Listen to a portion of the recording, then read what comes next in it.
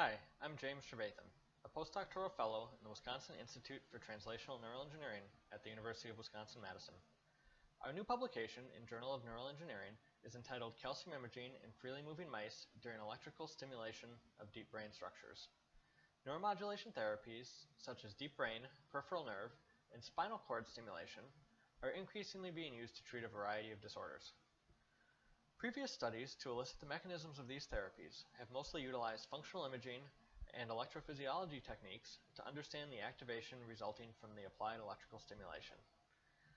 Unfortunately, there remains a lack of consensus regarding how the action of electrical stimulation on neuronal and non-neuronal elements, both around the electrode and in downstream areas, leads to therapeutic effect.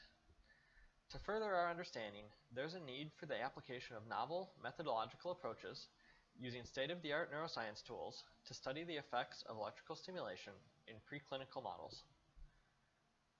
This paper describes one such approach using miniature microscope recordings of a fluorescent indicator of neural activity, GCaMP 6M, to directly image changes in activity associated with deep brain stimulation, DBS, in a behaving mouse model of Parkinson's disease. This manuscript focuses on describing the methodology needed to carry out these complex experiments, as well as methods for overcoming data analysis confounds that are unique to miniature microscope recordings performed during electrical stimulation. Although we focus on the application of DBS to a Parkinsonian animal model, many of the challenges, solutions, and limitations described here are relevant to the investigation of different neuromodulation techniques, therapeutic targets, or animal models.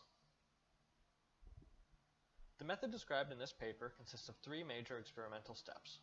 The first is the injection of a viral vector, AAV9, to induce expression of GCaMP in the dorsal striatum, along with injection of 6-hydroxydopamine in the substantia nigra to create a dopaminergic lesion as a surrogate for Parkinson's disease. This was followed by a second procedure 2 weeks later to implant a GRIN lens that enables access to the striatum for fluorescent imaging, as well as a DBS electrode in the subthalamic nucleus, the STN. In a final step to prepare animals for imaging, a microscope baseplate was chronically mounted above the GRIN lens at the correct focal plane for imaging neural activity in the dorsal striatum. The end result of this process is the ability to image activity from hundreds of neurons during the application of stimulation in a freely behaving animal model of disease. Here you can see recordings of fluorescent activity, shown on the top right, synchronized with animal behavior on the top left, as well as processed videos to show neural firing on the bottom left and extracted individual neurons on the bottom right. Notice how dorsal striatum activity increases during the animal's movement.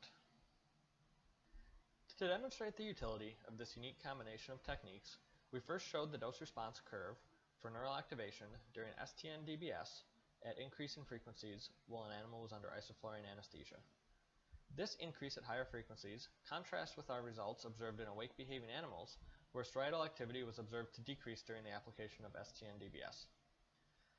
These findings are presented to underscore the feasibility and potential utility of minimally constrained optical recordings to elucidate the mechanisms of deep brain stimulation.